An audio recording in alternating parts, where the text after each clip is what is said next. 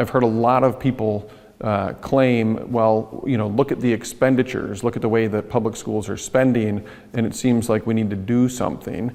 Well, in fact, we just dug into the facts, and the thing that people claim is happening, that administrative expenditures are way out of whack, simply is not true. Administrative spending, which covers salaries for principals and other district staff, decreased by 1%. Sands says the biggest increases in spending were in rural schools. That makes sense because you're just not going to have the same number of thousands or even tens of thousands of students there. And so that administrative expense tends to be a little bit higher as a proportion. Sands says with more students leaving public schools under the voucher program, those administrative costs per student could rise in years to come.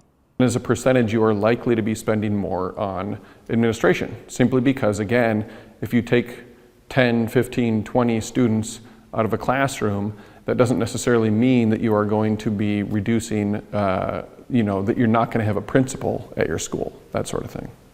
Administration costs are actually one of the smallest categories of spending, around 8%.